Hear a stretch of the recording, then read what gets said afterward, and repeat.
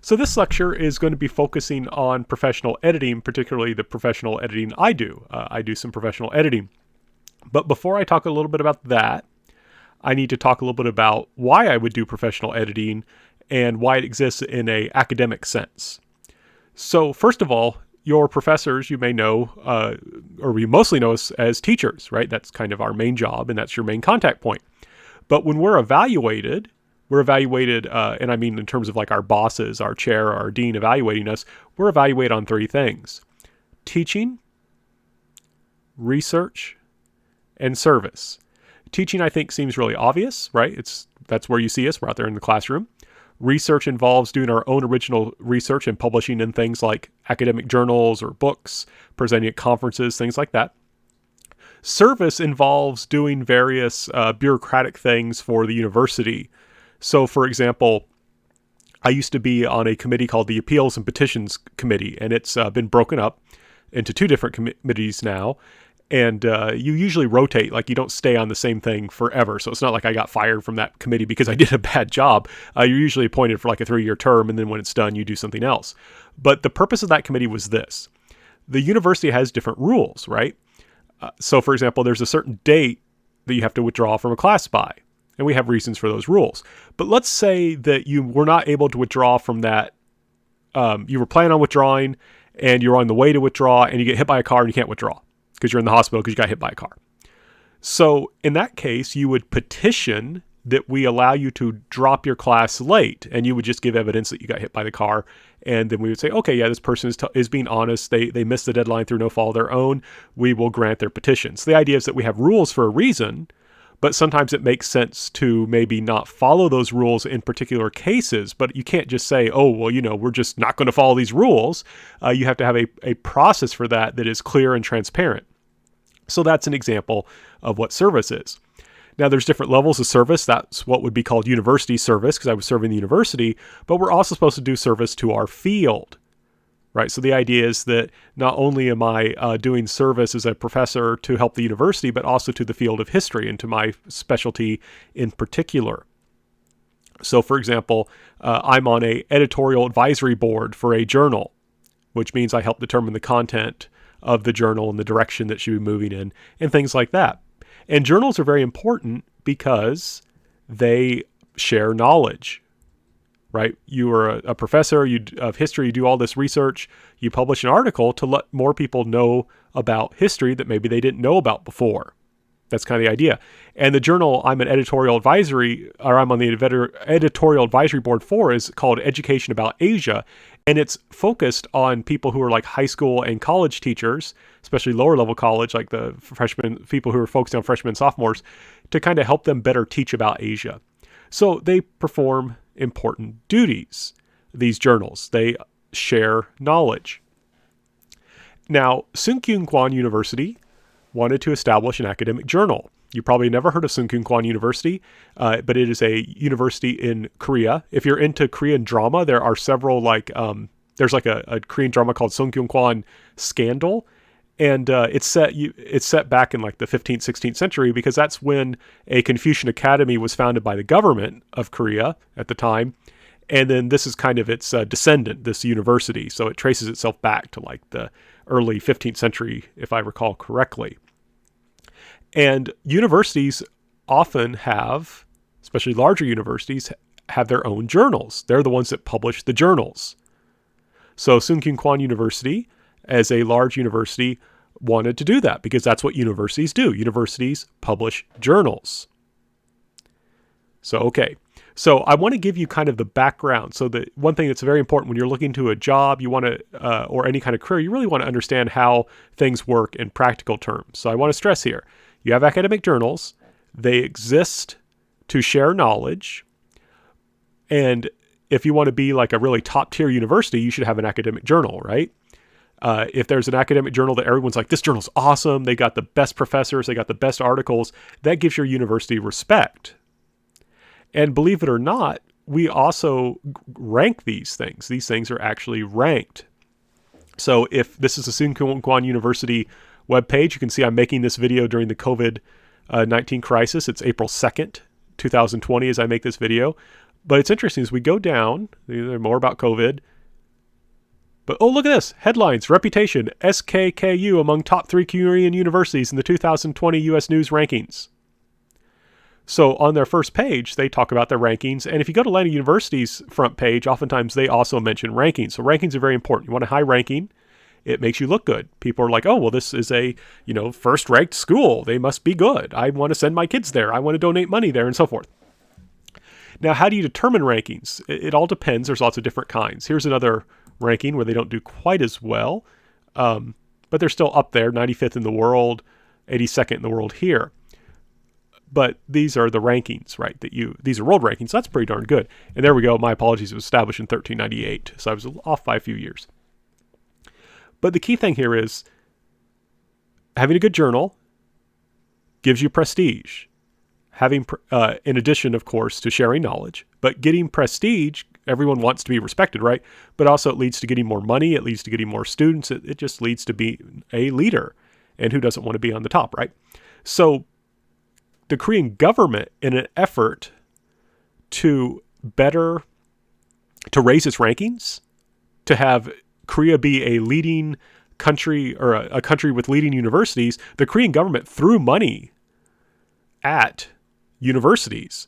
And so what happened was they got money from the government to help try and raise Korea's ranking by establishing a journal.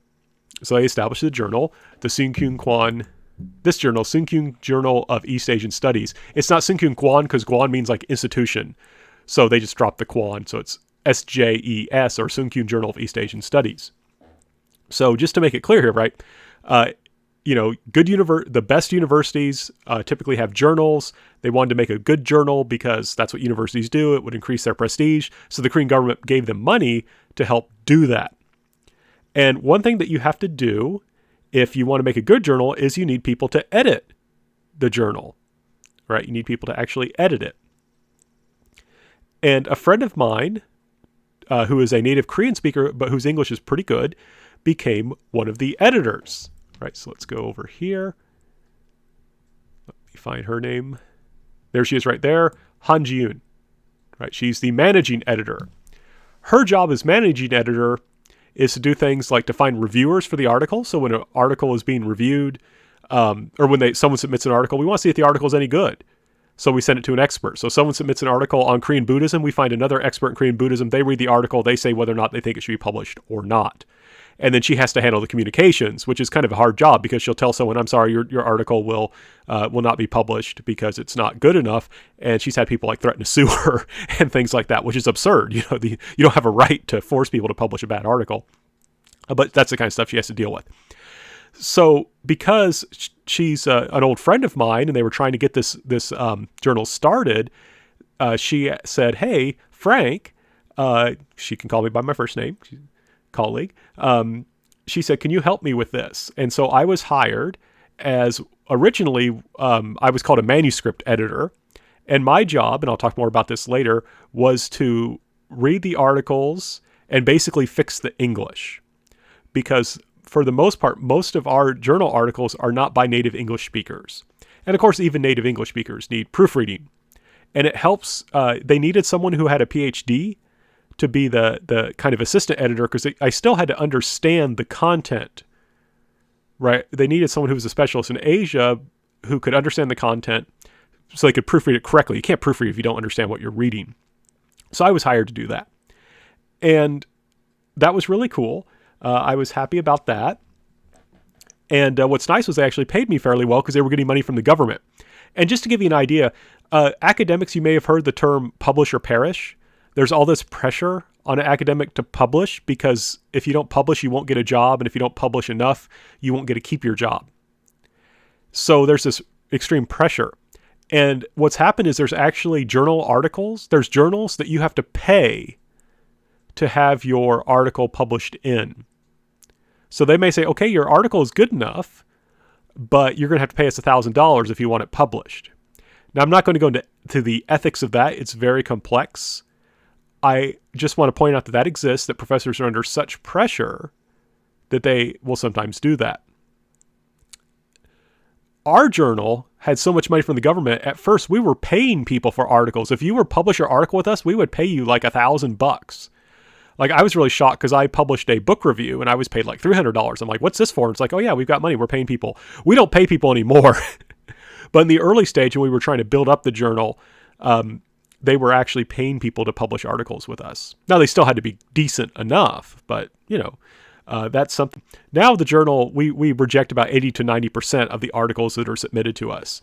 A lot of times, unfortunately, it's because the English is so poor, but that's what happens. But because of that, the ranking went up, right? Like, this made a material difference in improving the ranks of Soon Keun Kwan University. And because of that, I got promoted from manuscript editor to assistant editor. And this is always the funny thing about jobs. So I became the assistant editor. My job did not change at all. My title changed and they paid me more. So I didn't complain, right? I didn't say like, oh, this isn't a real promotion. My job didn't change. I didn't complain at all. They just gave me a better title and gave me more money. So that's fine. But that's how that worked. So to give you a sense that if you were to go to the table to the current issue, you can see the kinds of articles we're publishing, right? Expression of Prohibition of Desire, Cinematic Representation of Dreams as Alternative Aesthetics in Modern Chinese Film. That was actually a really interesting article. I enjoyed reading that. Another one that I thought was very interesting was Loyalty to the King and Love for Country, Confucius Traditions, Western-Style Learning, and the Evolution of Early Modern Korean Education. And if you were to click on the PDF, it brings up the article, so you can read it. So this is what we would do, right? We get all this stuff in order. And I have to read through all this and check it. I have to make sure that, that they put all this in the correct format, make sure that they use brackets and they should use brackets, quotation marks and they should use quotation marks. Don't use hyphens here, use end dashes, I have to get on people about that all the time. Make sure that the romanization is correct. It's not easy. It is a kind of detail-oriented kind of position. Now, I want to say... and one thing I have to stress is, so I have to learn how to use what's called Chicago style in order to do this properly. You're familiar with Chicago style. It's a kind of a citation format as well as other rules of style. And I sometimes am called to give lectures on this to history students about how to use Chicago style properly. This is why, because I have to use it all the time. So I know it fairly well, but I should point out, even I have to double check sometimes because I'll kind of forget how you do things. And that's fine. That's why you have reference books. But also we have what's called a house style. Each journal has its own style of doing things. And so we have certain rules, for example, about page numbers. We want people to spell out the entire page number, not just say 108 to 10. We say 108 to 110. Sometimes the rules are not necessarily all that strict in of themselves. It's just you should be consistent. So I want to show you a little bit more about what I would do. So what would happen is they would send me a document like this. See, this is a doc file. And this is a really cool article. I'm picking a good one. I don't want to talk about an article that someone did a bad job on. But this is an article I had to read. Korean students in Imperial Japan, what happened after 1919. And this is why you have to have someone who has specific knowledge, because if you don't know what happened in 1919, you're not going to be able to read this article well and proofread it well. I know that there were some independence movements in Korea in 1919. But if you go down, I would read this and check the English. And this person did a great job. There wasn't a whole lot that I need to worry about. But, I did think that this person, who I don't think is a native English speaker, their English is excellent. So sometimes I can tell like they're thinking in Korean and writing in English. And they said, and pronounce their demand for national self-determination. That's a totally Korean way of saying it. Like, I understand what they were trying to say in Korean, but that's not how we would say it in English. I think demanded national self-determination is much easier, right? Why would you say pronounce their demand for? You just say demanded. So I fixed it using something called track changes. Track changes is awesome. When you make a change in track changes, it doesn't delete it completely. It crosses it out and then marks it so the person can check, because they may say, no, I want to say this. I have a particular reason why I want to say this. So track changes is pretty cool, and you want to learn how to use it. Track changes, I don't want to go into deep detail about how to use it, but I just want to note to you that it exists. It's very useful because it allows you to change a document, but then people can see how you changed it. And there they didn't get this is what I mean about house style. Chinese characters should follow the name of the person, but only the year should be in parentheses. This person had the parentheses here, so I had to move them. You can see there's a few issues. The other thing that's cool about track changes, you can make comments. So this person mentioned this guy, Shirahara Kijuro. I have no idea who Shirahara Kijuro is. And I think most people don't. He's not a particularly well-known person. So I just wrote, should more be said about who this person is? And I think that's important. You make comments, and then the idea is this would go back to the author, and the author would hopefully add it. And this was a good author. He responded and did add it. He explained more about who this person was, so that was fantastic. And notice I tried to be polite. I didn't say I have no idea who this is. You'd really need to explain it. And I've seen people make comments like that. No, I said, should more be said about who this person is? ? Meaning I'm kind of leaving it up to this person to ask whether that's important. Now, what happens is this would be sent to me. First of all, this goes to a reviewer. The reviewer decides if it's worth me proofreading. The reviewer says, yes, you should publish this article. It goes to me. Then I go through and check it once. It goes back to the author who checks it again. Then it goes back to me again. I check it a second time in this format. And then after that, it comes back to me a third time. But the printer, because these journals will be printed, will put it in a PDF format. And so I have to read it again. So I read these articles at least 3 times. I read them a lot to try and catch things. And each time you will catch things. So here's an example. Investigating their schooling experience, subsequent whereabouts would help us see. And again, I think this isn't a native speaker because I think it's much more reasonable to say will, not would. The person does an excellent job. They just made a slight mistake there. So what I did, and this is, I think, very useful. If you're working with a PDF in Adobe, and this is just free Adobe, you can highlight something like this. Notice I highlight it, and then this little menu comes up. I can make it yellow so the person can see it. And if I click on it again, I can add a message and I can type. So I can type a comment saying, oh, there's an issue with this. And always remember, you can delete stuff. Just hit Z to undo what you just did. And you can see this is a fairly clean article. This person did a great job. You don't see a whole lot of yellow. Oh, there's a couple things where because here he said, because Koreans had held little sense of purpose in life, and because Koreans, in English, that sounds a little bit awkward. Can't we just delete this and delete this? Because we know that they're talking about, because it says because Koreans. We don't have to keep repeating because Koreans. So that's where I'm reading more for style. And sometimes I do what's called developmental editing, where an author, they're unclear or it's not clear what they mean, or something doesn't make sense. And I ask them to fix that. That's developmental. This is just proofreading. It's much more simple. But then this gets sent back. So one thing I just want to point out, that you may look at this and say, this is the most boring thing ever. I can't believe that people want to do this. And I have to say, I enjoy it. I do enjoy this work. I'm fascinated by language.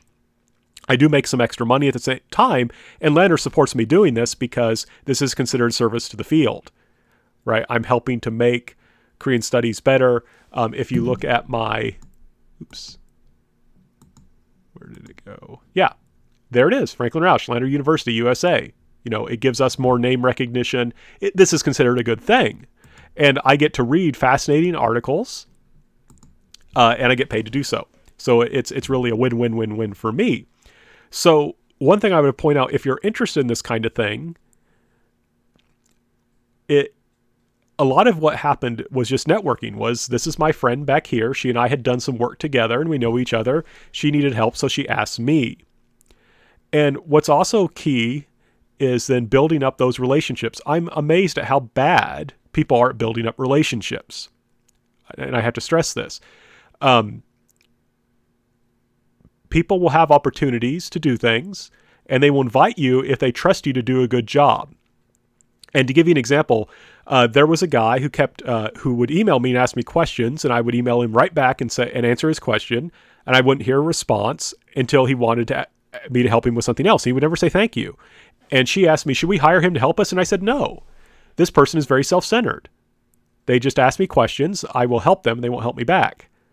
They won't even say thank you. So don't hire them. So that person didn't get hired. But in my friend's case, she knew that I would do my work. I would get it done on time. Usually I'm ahead of the deadline. Usually I get stuff to them early. And that I'm respectful and relatively easy to work with.